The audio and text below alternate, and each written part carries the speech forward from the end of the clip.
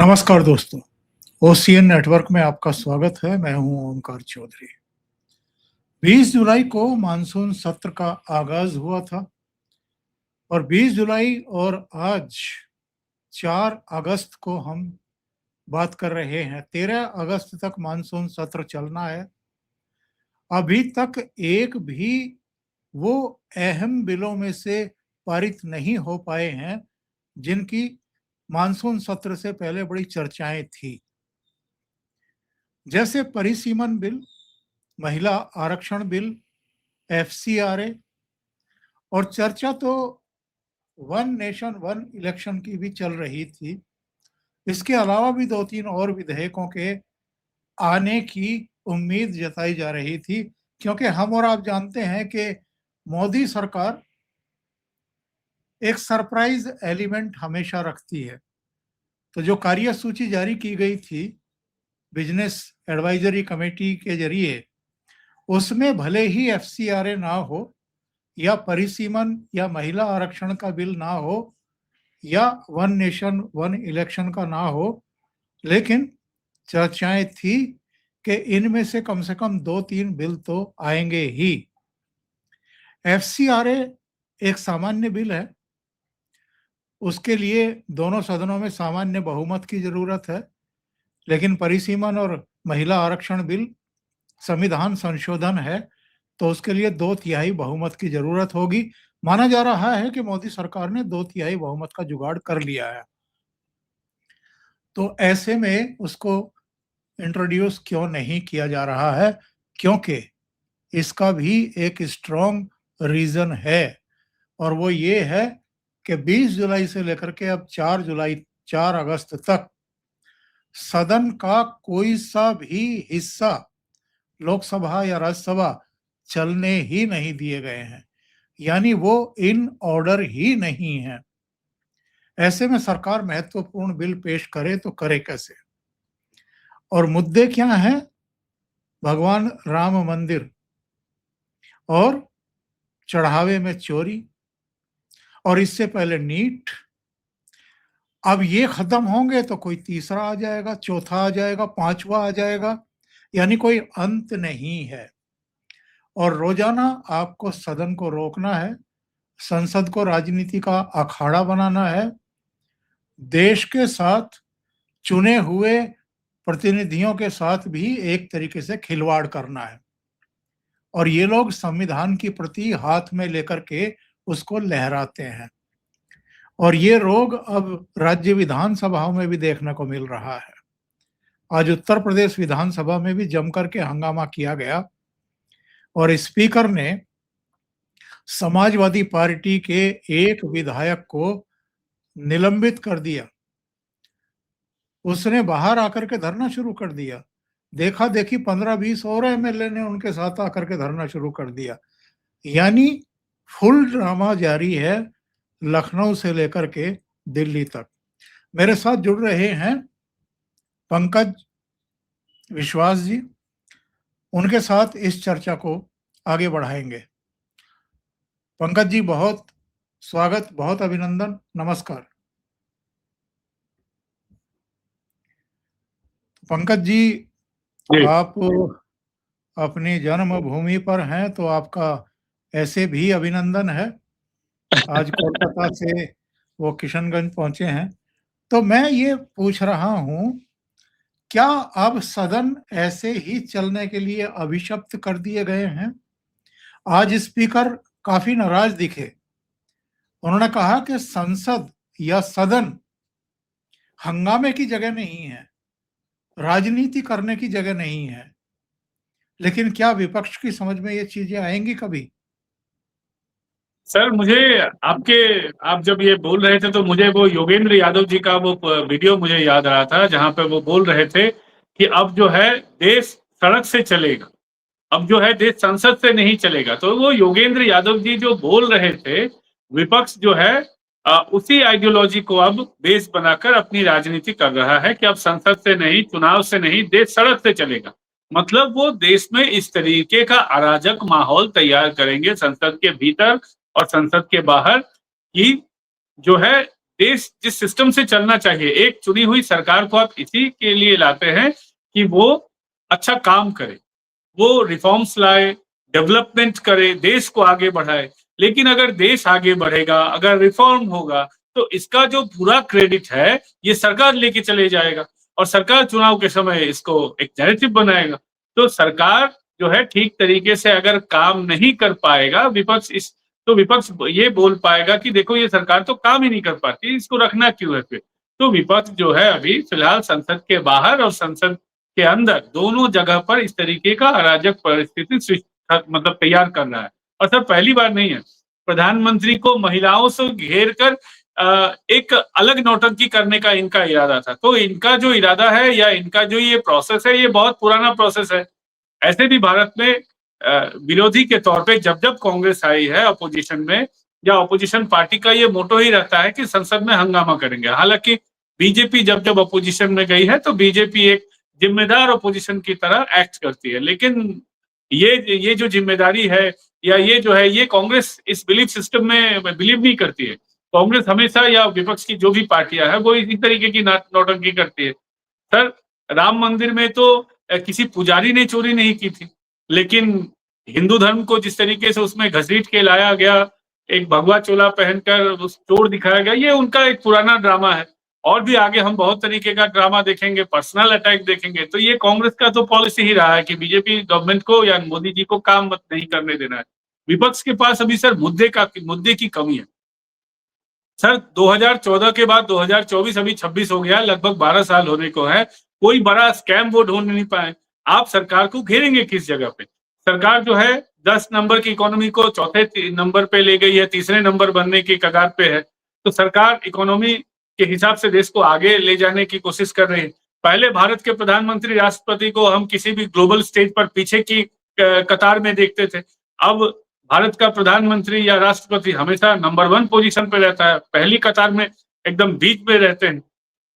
तो विपक्ष को मुद्दे की कमी महसूस हो रही है। इसी की वजह से जो है नीट के इश्यू को उन्होंने आगे किया। कब किया? जब परीक्षा भी खत्म हो गई, बच्चे पढ़ाई करना शुरू कर दिए, तब उन्होंने मुद्दा बनाया। अब ई-20 का मुद्दा बनाने की कोशिश कर रहे हैं, लेकिन वो ज़्यादा मुद्दा बन नहीं रहा है। रिजर्वेशन हटाओ जो आंदोलन एक चलाने की कोशिश है, उसमें भी विपक्ष घुसने की कोशिश कर रहा है। तो ये मुद्दे नया-नया मुद्दा लाकर जो है सरकार को घेरने की कोशिश करेंगे। लेकिन मुझे लगता है कहीं न कहीं कि जो एक बड़ा मुद्दा होता है सरकार को घेरने के लिए, जैसे कांग्रेस के ज़माने में हमने देखा था कि 2G स्पेक्ट्रम जो स्कैम हुआ था या कॉमनवेल्थ घोटाला हुआ था, इस तरीके के घोटाले का एक लंबा मतलब लाइन लग गया था घोटाले। इनके ज़माने में तो है नहीं। राहुल गांधी ने वो एक फ्रांस से जो एक विमान आया था, उसको लेकर घेरने की कोशिश की थी, रफाल। रफाल को लेकर भी ये ज़्यादा घेर नहीं पाए। उसके बाद उतना बड़ा कोई मुद्दा उनके हाथ ही नहीं लगा। तो विपक्ष की भी अपनी मजबूरी है, जिसकी वजह से वो ये सारा कुछ खेल रच रहे हैं, प्रपंच रच रहे हैं। लेकिन क्या लोगों की समझ में नहीं आ रहा है कि ये फेक इश्यूज को रियल इश्यूज बना करके पेश करने की कोशिश कर रहे हैं और देश का, संसद का, सरकार का रास्ता रोक रहे हैं। एक तरीके से जो महत्वपूर्ण विधायी कार्य हैं, उनको पारित ही नहीं होने दे रहे हैं। सर आप अगर लास्ट जो बड़ा आंदोलन हुआ है दिल्ली में, उसमें अगर आप देखें तो उसमें ऐसे नौजवानों की भीड़ थी जो वोटर थे ही नहीं या उस समय के आसपास के थे, जो लोग राजनीति को असल में समझते हैं, राजनीति को समझने की भी एक उम्र होती है, वो लोग तो वहां थे नहीं। और कुछ ऐसे लोग थे जिनको बीजेपी से ही प्रॉब्लम है, जो लोग हमेशा शुक्रवार को प्रॉब्लम क्रिएट करते हैं या दिल्ली दंगों में भी जिनकी भूमिका थी। तो विपक्ष के पास अब जो है उनके सपोर्ट सिस्टम की भी कमी है। और जो लोग मोदी जी को गाली दिए, वीडियो ये भी सामने आ रहा है कि उनके माता-पिताजी वो घर में लौटने के बाद उनकी जम के कुटाई हुई। माताजी पिताजी ने फिर उनको कहा, अरे ये तुम क्या करके आए, परिवार का नाम खराब करके आए। तो विपक्ष की तो सर मजबूरी है कि उनको तो आंदोलन करना ही है और आंदोलन में भी उनको जो है अब वो जो सपोर्ट सिस्टम उनको होना चाहिए था वो नहीं मिल रहा है। या किसी एक इशू को पूरे भारत में अगर उसको मूव कराए तो वो भी नहीं हो पा रहा है। आप कहीं जंतर मंतर में धरना दे सकते हैं, कलकत्ता में रैली निकाल सकते हैं, पंजाब में रैली निकाल सकते हैं, लेकिन एक पैन इंडिया जो नैरेटिव या पैन इंडिया किसी भी मुद्दे को बनाने वैसा मुद्दा तो उनके हाथ नहीं लग रहा है, जिसकी वजह से मुझे लग रहा है कि वो जो ही मुद्दा उनको मिल रहा है उसी मुद्दे को वो आगे चलाने की कोशिश कर रहे हैं। उत्तर प्रदेश विधानसभा तक ये मामला पहुंचने का मतलब ये है कि यह शुरुआत मात्र है। अब उत्तर प्रदेश से होते हुए अलग अलग राज्यों की विधानसभाओं के जब भी मानसून सत्र शुरू होंगे तो ये एक एक करके सारे राजनीतिक दल यही ड्रामा करेंगे। और किसके लिए? राम मंदिर में हुए दान चोरी को लेकर के ये सब ड्रामा चल रहा है। इनका राम मंदिर आंदोलन से कोई लेना एक ना देना दो, उसके नहीं, मंदिर के निर्माण में इनकी कोई भूमिका नहीं, बल्कि उल्टे इन्होंने सुप्रीम कोर्ट में वकीलों की फौज खड़ी करके उसको रोकने की कोशिश की। संतों की तरफ से ये कोई मुद्दा नहीं बनाया जा रहा है, जिनका एक तरीके से फर्ज बनता है। राजनीतिक दल जो प्राण प्रतिष्ठा के बाद मंदिर में और अयोध्या में जाकर के झांके तक नहीं, वो इस मुद्दे को उठा रहे हैं। तो अगेन ये एक ऐसा मुद्दा नहीं है जिस पर पब्लिक जो है वो इनको एक्सपोज होते हुए देख रही है और राजनीति करके 2024 के पहले वाला वातावरण बना करके हिंदुओं में विभाजन करने का इनका एक षड्यंत्र देख रही है। सर मुझे लगता है कि ये जो राम मंदिर का इशू है, इसको उत्तर प्रदेश के चुनाव के साथ विपक्ष जोड़ के देख रहे हैं, क्योंकि 2027 में जनवरी-फरवरी के आसपास उत्तर प्रदेश में चुनाव होना है। तो राम मंदिर का एक नेगेटिव पब्लिसिटी ये करना चाहते हैं। देखो राम मंदिर बना के तुमको फायदा क्या हुआ? राम मंदिर बनाए, देखो तुम्हारी पैसे की चोरी होगी। सर कांग्रेस ने तो फतवा जारी किया था अपने नेताओं को कि उत्तर प्रदेश नहीं जाना, अयोध्या नहीं जाना। बहुत सारे कांग्रेस के नेता जाना चाहते थे, लेकिन उनको पार्टी के हाईकमान की तरफ से उस तरीके का इंस्ट्रक्शन आया था। अब इसको जो है वो 2027 के चुनाव के साथ उत्तर प्रदेश के जोड़ना चाहते हैं, क्योंकि वहां पे चुनाव होना है।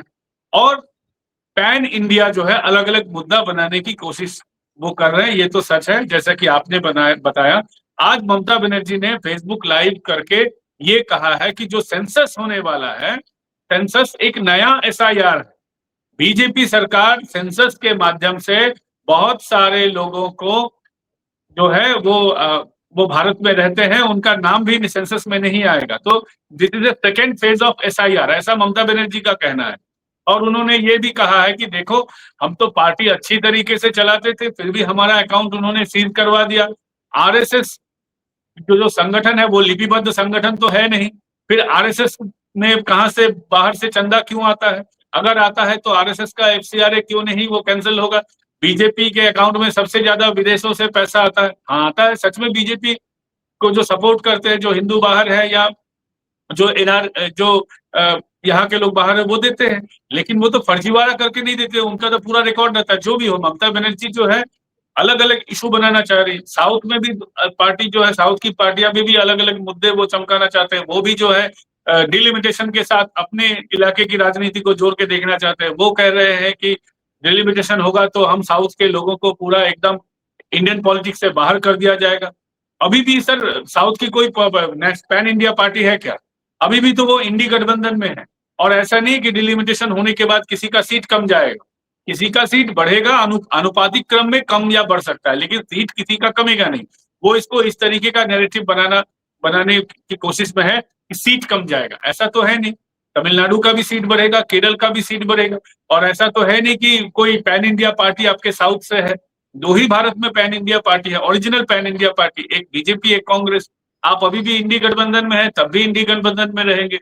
अभी भी आप राजनीति करते हैं अपने राज्य में, तब भी करेंगे। आपको राजनीति करने से तो कोई बैन नहीं करेगा, लेकिन अलग अलग मुद्दा बनाया जा रहा है ताकि आने वाले चुनाव में सब अपनी राजनीतिक रोटियां सेक सके। पंकज जी, ये जो पार्लियामेंट में हंगामा चल रहा है, आज इस पर पहली बार किरण रिजिजू फटते हुए दिखाई दिए। इतने गुस्से में आज तक उनको किसी ने देखा नहीं। और उन्होंने कहा कि विपक्ष जो है ये घड़ियाली आंसू बहा रहा है, ये राम विरोधी हैं बेसिकली।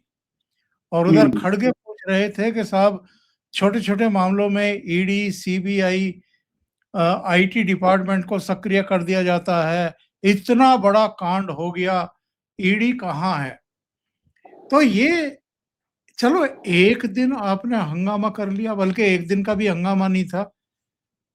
प्रश्नकाल में, शून्यकाल में आपने हंगामा कर लिया होता, लेकिन लगातार पहले नीट पर आप पार्लियामेंट को नहीं चलने दे रहे, दोनों सदनों में हंगामा कर किए हुए रहे। उसके बाद ये चढ़ावे का मामला आ गया, फिर महंगाई को ले आएँगे, फिर बेरोज़गारी को ले आएँगे, तो पार्लियामेंट का सेशन 13 अगस्त को खत्म हो जाएगा। 15 अगस्त को स्वतंत्रता दिवस होगा, प्रधानमंत्री लाल किले की प्राचीर से संबोधन करेंगे। उससे पहले इसका मतलब ये है कि इन लोगों ने तय कर लिया कि मानसून सत्र को वॉश आउट कर देंगे। सर, मानसून सेशन एक हर हर सरकार के लिए एक इम्पोर्टेंट सेशन होता है। कांग्रेस भी इस सेशन को बहुत इम्पोर्टेंस तवज्जो देती थी। लेकिन ये जो है अलग-अलग मुद्दा बनाकर चलने ही नहीं देना चाहते हैं। आपने एकदम सही कहा मानसून सेशन को। सिर्फ मानसून सेशन को नहीं सर, आप देखिएगा जो शीतकालीन अधिवेशन होगा उसमें भी देखिएगा इस तरीके का वो हंगामा करने के लिए एक नया प्लानिंग लेकर आएँगे। हमेशा वो यही करते हैं। पिछले जो शीतकालीन अधिवेशन हुआ था उसमें भी उन्होंने इस तरीके का हंगामा करने की कोशिश की थी।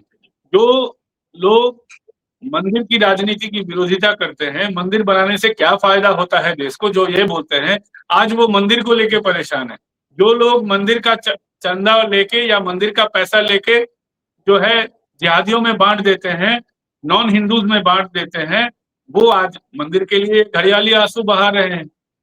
मंदिर से इनका क्या वास्ता? इन्होंने तो मंदिर में अपने लोगों को ही जाने नहीं दिया। लेकिन ये एक राजनीतिक सर मुद्दा बनाना चाहते हैं। अलग-अलग राज्यों में अलग-अलग ये मुद्दा बना रहे हैं। लेफ्ट देखिए सर, पश्चिम बंगाल में अलग मुद्दा बना रही है। और नीट की परीक्षा हो गई, लोग पढ़ने के लिए चले गए, कॉलेज में भर्ती हो गए, तब इन्होंने उसको मुद्दा बनाया। फिर आपने कहा कि शिक्षा मंत्री का इस्तीफा दो, लेकिन इस्तीफा सरकार ने ले भी लिया। उसके बाद जब आपने नीट की तरह जो एग्जाम में जो अगला अगला जो एग्जाम होगा उसमें घपला ना हो, इसके लिए सरकार ने जब बिल लाया तो इसकी ये विरोधिता करने लगे। कम से कम उसको तो सपोर्ट करना चाहिए था। अगर आपकी मंशा साफ होती तो आप इसमें सरकार को सपोर्ट करना चाहिए था। आप उसमें इसको विरोधिता कर रहे हैं। तो ये तो खुद ही एक्सपोज हो रहे हैं। जनता तो देख रही है सब कुछ, जनता खुद सब कुछ देखेगी। ममता बनर्जी आज बोल रही है कि जो सेंसस है, सेंसस में लोग पार्टिसिपेट ना करें, क्योंकि अगर आप पार्टिसिपेट करेंगे तो आपका नाम कट जाएगा। सरकार ने सेल्फ सेल्फ एनुमरेशन करने के लिए दिया है पहले, कि अगर आप चाहते हैं अपना नाम चढ़ाना तो खुद चढ़ा लीजिए पहले से।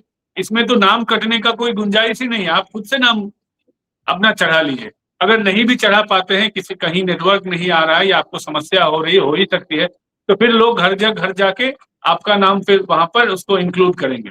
लेकिन ममता बनर्जी उसको भी अलग एक जो है अलग दिशा में उसकी राजनीति करने की कोशिश कर रही है।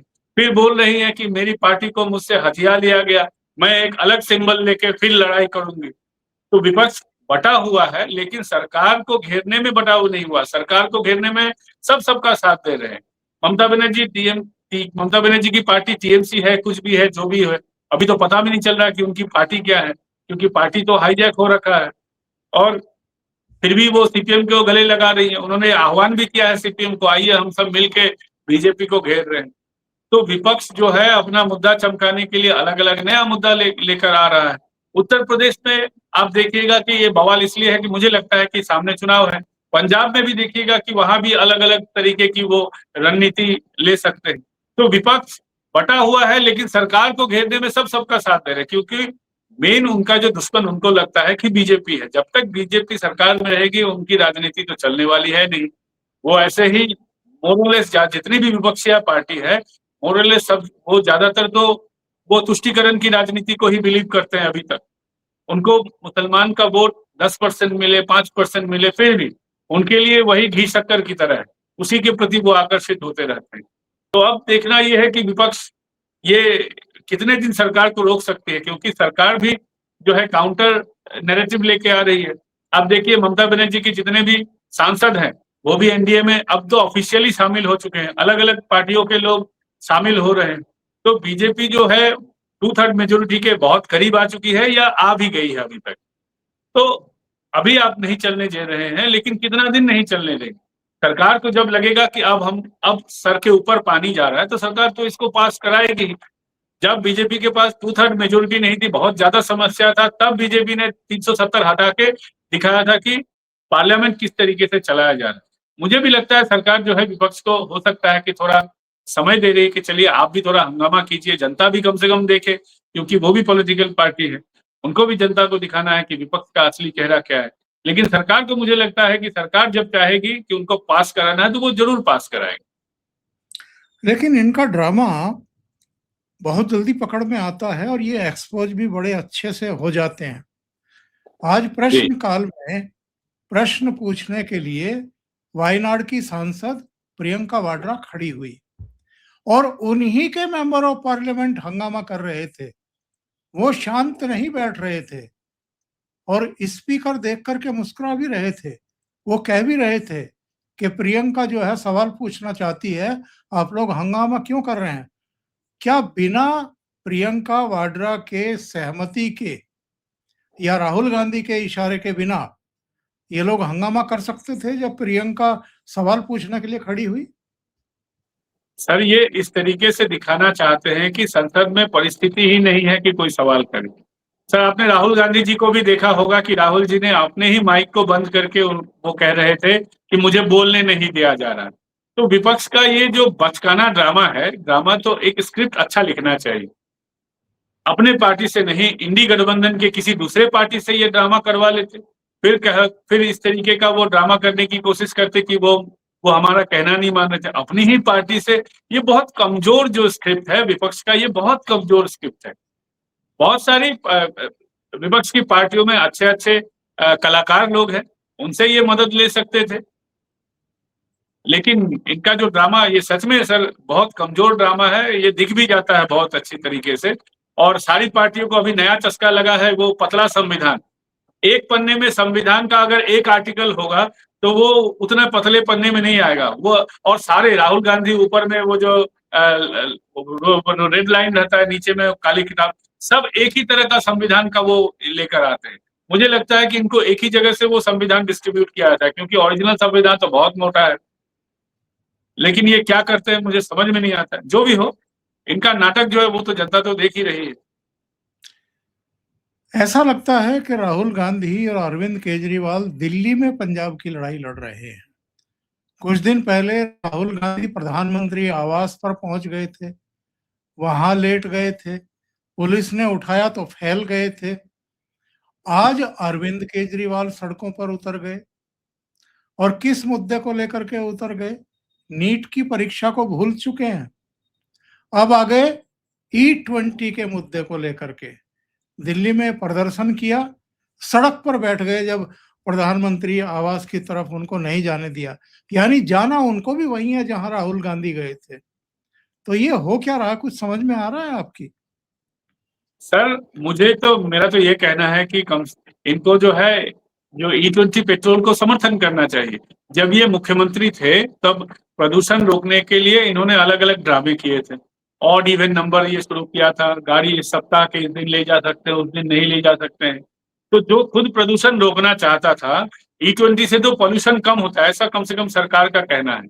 या प्रदूषण के अलावे भी जो उसमें 20% इथेनॉल मिलाया जाता है, वो देश में ही बनता है। पेट्रोल बाहर से आमदनी करना पड़ता है, इसके लिए सरकार के राजस्व की क्षति होती है, हमारा फॉरेन एक्सचेंज कम होता है वगैरह-वगैरह बहुत सारा कारण है।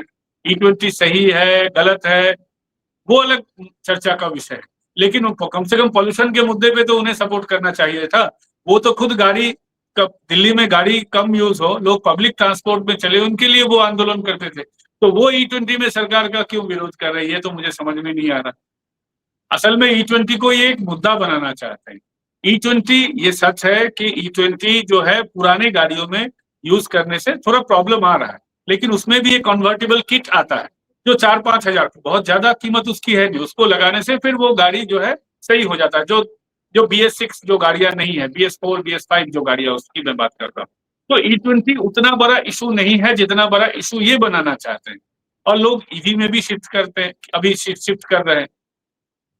तो ये जो है विपक्ष जो है अलग-अलग मुद्दे को लेकर सिर्फ राजनीति कर रहे हैं। E20 इसके बाद में आप देखिएगा वो रिजर्वेशन का आंदोलन में वो घुस जाएँगे।